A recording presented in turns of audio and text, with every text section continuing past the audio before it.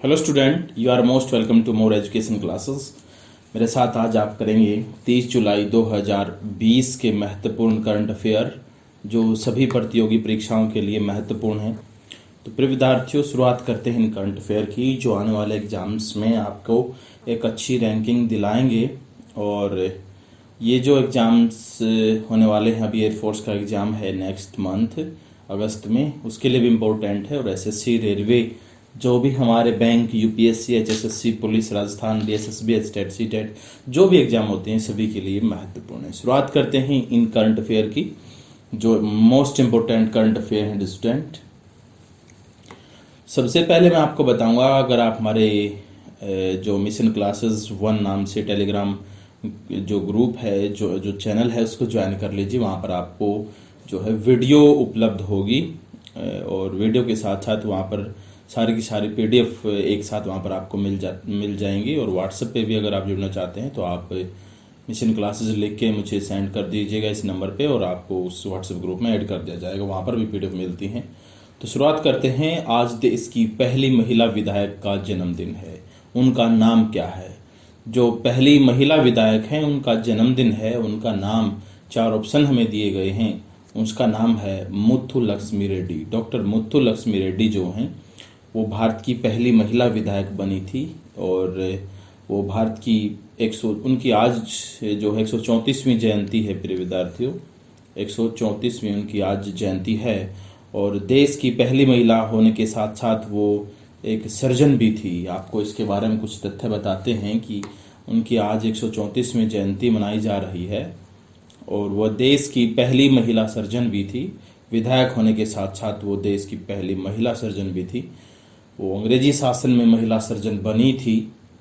तमिलनाडु 2019 से हर साल 30 जुलाई को हॉस्पिटल डे के तौर पर मनाएगी। तमिलनाडु सरकार ने पिछले साल 2019 में निर्णय लिया था कि वो 30 जुलाई को हॉस्पिटल डे के तौर पर मनाएगी। आपको बताएं, जो ये मुथुलक्ष्मी रेड्डी जी हैं, ये शुरुआती तौर पे एक हॉस्पिटल में जो है कार्यरत थी सर्जन के तौर पे। उसके बाद इनका संपर्क जो है वो सरोजिनी नायडू से हुआ और फिर इन्होंने उनके साथ आंदोलन में भाग लिया। और फिर जैसे ही ये हमारे महात्मा गांधी जी से मिली तो फिर उन्होंने नौकरी छोड़कर इस क्षेत्र में इन्होंने अपना कदम रखा था।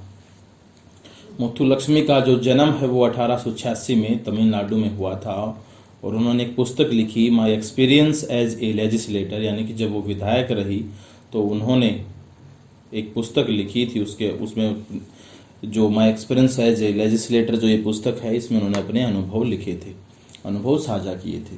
नेक्स्ट क्वेश्चन देखते हैं, किसने डिजिटल शिक्षा पर भारत रिपोर्ट 2020 जारी की है? डिजिटल शिक्षा पर प्रिय विद्यार्थियों, डिजिटल शिक्षा पर जो रिपोर्ट जारी की गई है या प्रस्तुत की गई है, ये किसके द्वारा की गई है? 4 ऑप्शन इसमें हमें दिए गए हैं। तो एक तो सीधी सी बात है कि ये शिक्षा को बढ़ावा देने के साथ लिए की गई है, वो की गई है रमेश पोखरियाल, इसको जो है निशंक भी कहते हैं, निशंक, रमेश पोखरियाल निशंक इसका पूरा नाम है। इन्होंने यह रिपोर्ट जारी की है। ये केंद्रीय मानव संसाधन विकास मंत्री हैं। यहाँ लिख रहा हूँ, आप नोट करते चलें। ये केंद्रीय मानव संसाधन एवं विकास मंत्री।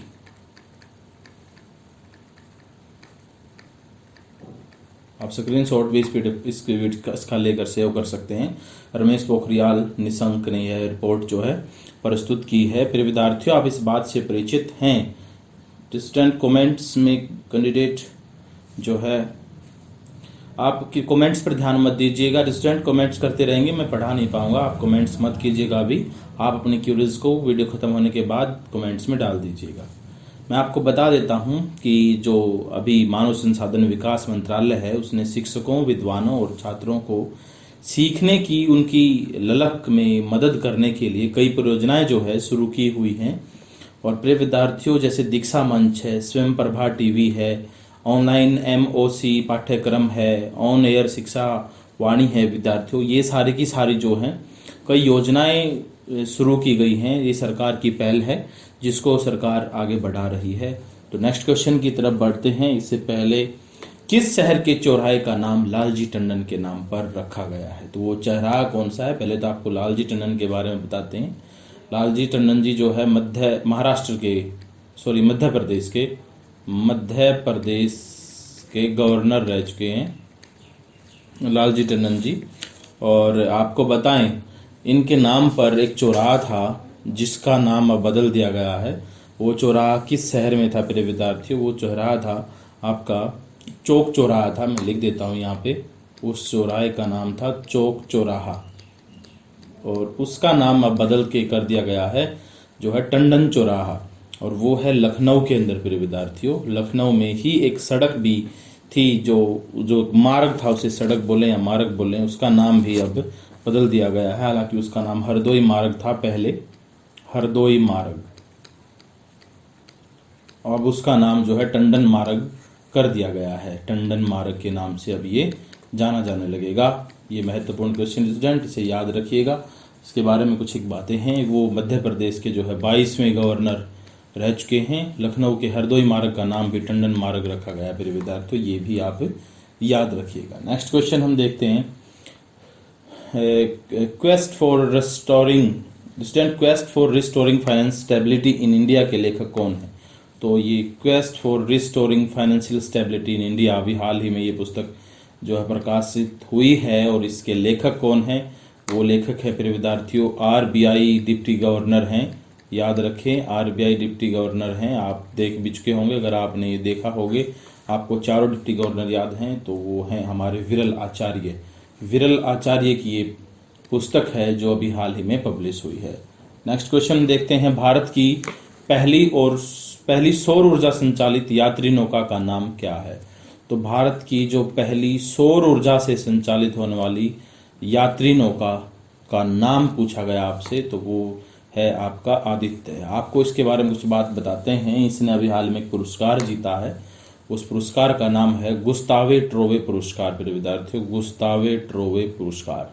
इस नौका ने इलेक्ट्रिक बोट्स और बोटिंग में उत्कृष्टता के लिए यह प्रतिष्ठित गुस्तावे ट्रोवे पुरस्कार प्राप्त किया है। ये जो आदित्य है, ये नौका एक यात्री नौका है। आपको बताएं, यह एक यात्री नौका है प्रिय विद्यार्थियों। और आपको एक खास बात बताएं, इसका निर्माण जो है वो Navalt solar and electric boats Kochi के अंदर जो कंपनी है Navalt solar and electronic boats ने किया था। और जो गुस्तावे ट्रोवे पुरस्कार प्रिय विद्यार्थियों, इसकी स्थापना जो है वो फ्रांसीसी इलेक्ट्रिकल इंजीनियर और इलेक्ट्रिक कारों और नौकाओं का खोजकर्ता है ये गुस्तावे, उनकी याद पे ये गुस्तावे ट्रोवे पुरस्कार स्थापित किया गया था। उनकी याद में ये जो है इसकी शुरुआत की गई थी। नेक्स्ट हम देखते हैं, पृथ्वी विज्ञान मंत्रालय का लाइफ टाइम उत्कृष्ट पुरस्कार किसने जीता है? तो पृथ्वी विज्ञान मंत्रालय, भारत एकमात्र ऐसा देश है जो स्पेशल से पृथ्वी विज्ञान मंत्रालय की स्थापना किए हुए है। इसमें अनेक महकमों या अनेक विभागों को एकत्रित करके इसकी स्थापना की गई थी। आपको बताएं, इसकी स्थापना 2006 में कर दी गई थी।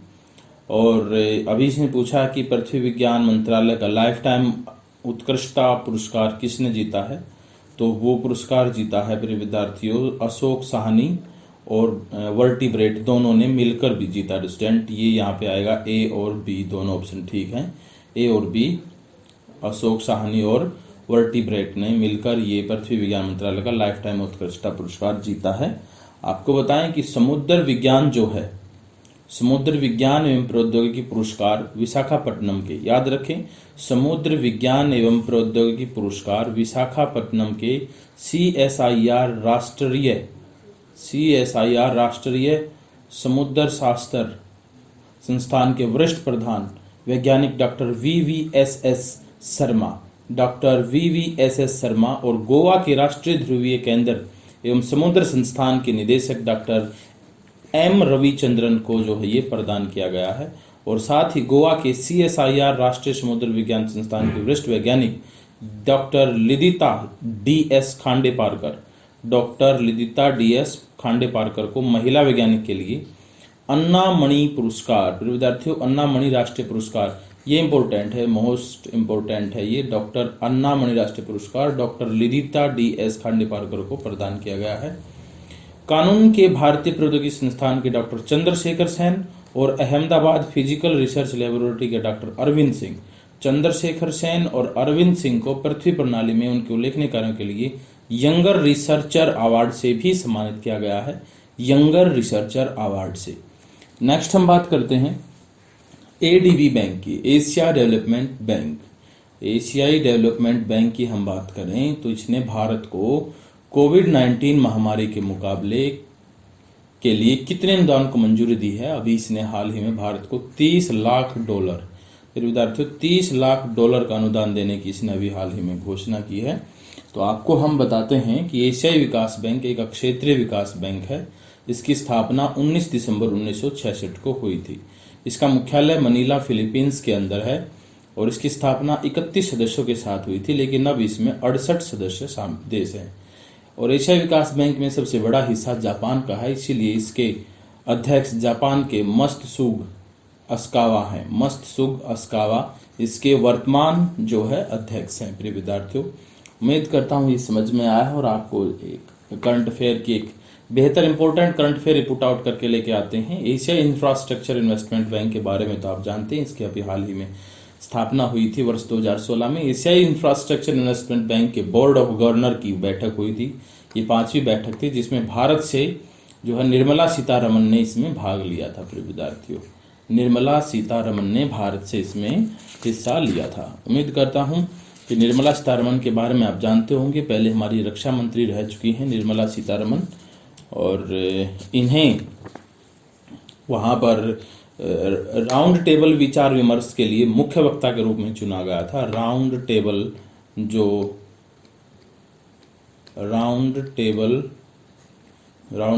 विचार विमर्श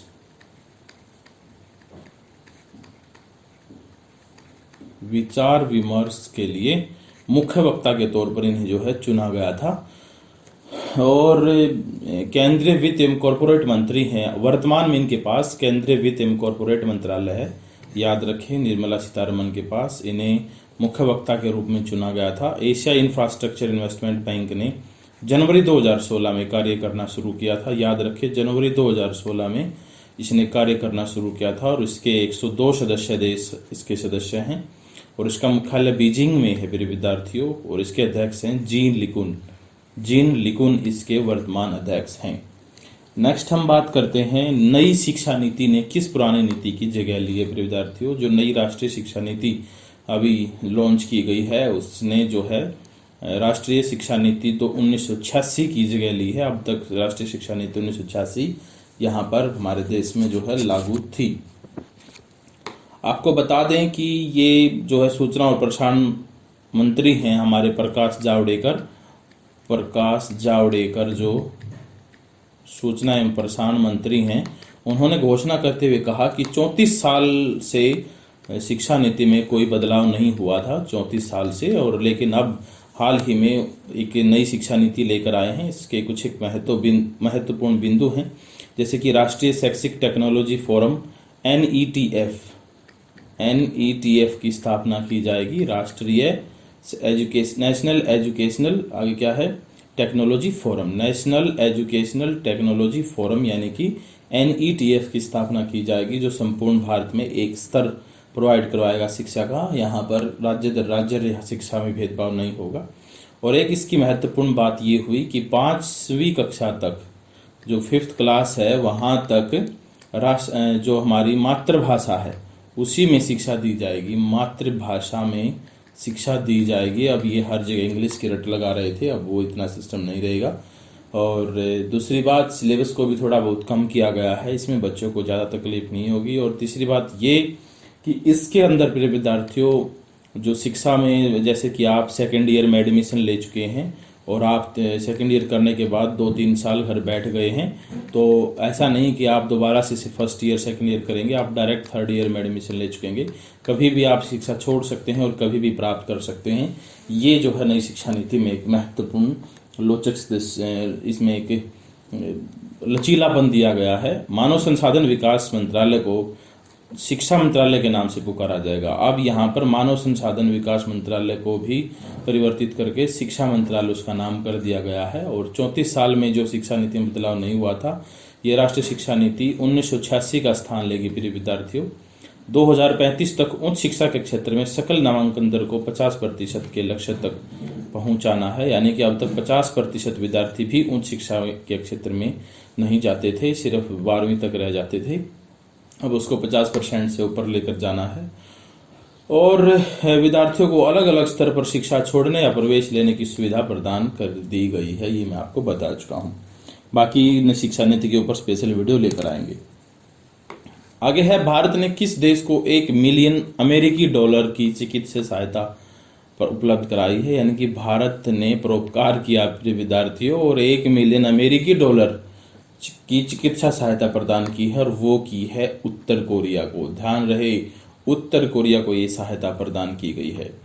इसमें बहुत सारे तथ्य हैं प्रिय विद्यार्थियों। भारत ने ये उत्तर कोरिया को क्यों प्रदान की गई है कि क्योंकि यहाँ पर मंत्रालय ने कहा कि एक सहायता जो है उत्तर कोरिया में विश्व स्वास्थ्य संगठन द्वारा चलाए जा रहे अक्षय रोग उन्मूलन, प्रिय विद्यार्थियों विश्व स्वास्थ्य संगठन जो है उसने WHO ने वहाँ पर एक अक्षय रोग उन्मूलन कार्यक्रम चला हुआ है। उसके तहत भारत ने वहाँ पर भारत के राजदूत अतुल मल्हारी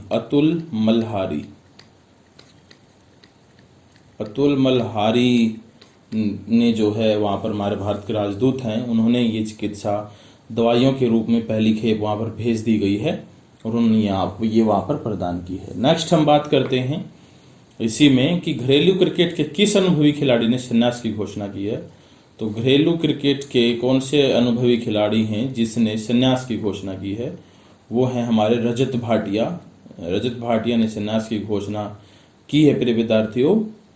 तमिलनाडु के 2004 में जो है इन्होंने अपना करियर शुरू किया था तमिलनाडु के साथ, और 40 साल के ऑलराउंडर ने ज़्यादातर क्रिकेट दिल्ली की ओर से ही खेला है। 40 साल के ऑलराउंडर हो चुके हैं ये, इन्होंने ज़्यादातर क्रिकेट दिल्ली की तरफ से खेल चुके हैं। और बहुत हार के बाद अगर हार का सामना, मैच डाउन पोजीशन में जा रहा है और जब ये पहुंचते थे तो मैच को कन्वर्ट कर देते थे। और वह 2014 में भारत के लिए खेलने के करीब पहुंच गए थे ये, और वह 2014 में भारत की ओर से खेलने के करीब पहुंचने के बाद इन्होंने जो है T20 विश्व कप के संभावित खिलाड़ियों में अपना स्थान प्राप्त कर लिया था।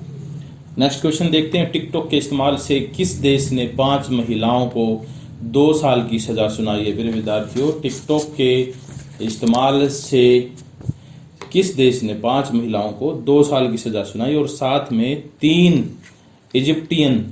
लाख इजिप्टियन पाउंड, प्रिय विद्यार्थियों इजिप्टियन पाउंड का जुर्माना भी लगाया है। 3 लाख इजिप्टियन पाउंड के साथ 5 महिलाओं को 2 साल की सजा सुनाई है। वो देश कौन सा है प्रिय विद्यार्थियों? वो देश जिसने ये किया है वो है मिस्र ने ऐसा किया है। नेक्स्ट हम चलते हैं, जरकौन मिसाइल का सफल परीक्षण किस देश ने किया है। तो जरकौन मिसाइल का सफल परीक्षण किया है अभी हाल ही में प्रिय विद्यार्थियों, जरकौन रूस द्वारा जो है इसका सफल परीक्षण किया गया है। इंपॉर्टेंट क्वेश्चन है, याद रखें। नेक्स्ट हम देखते हैं प्रिय विद्यार्थियों, आज की यही थी महत्वपूर्ण अपडेट्स और उम्मीद करता हूँ आपको अच्छी लगी होगी। अगर आपको ये PDF चाहिए तो आप हमारे टेलीग्राम ग्रुप को ज्वाइन कर लीजिएगा, टेलीग्राम चैनल को, और ये मिशन क्लासेस 1 लिख दीजिएगा, वहाँ पर आपको हमारा टेलीग्राम चैनल मिलेगा और वो मिशन क्लासेस लिखा मिलेगा वहाँ पर उसका नाम, और ये उसका एड्रेस है प्रिय विद्यार्थियों। उम्मीद करता हूँ जैसी भी लगे आप कमेंट बॉक्स में ज़रूर बताइएगा, और इस टेलीग्राम चैनल का लिंक हम इस वीडियो के डिस्क्रिप्शन में भी दे रहे हैं, तो आप उससे भी आप इस टेलीग्राम ग्रुप को ज्वाइन कर लीजिएगा। धन्यवाद दोस्तों, पढ़िए आगे बढ़िए।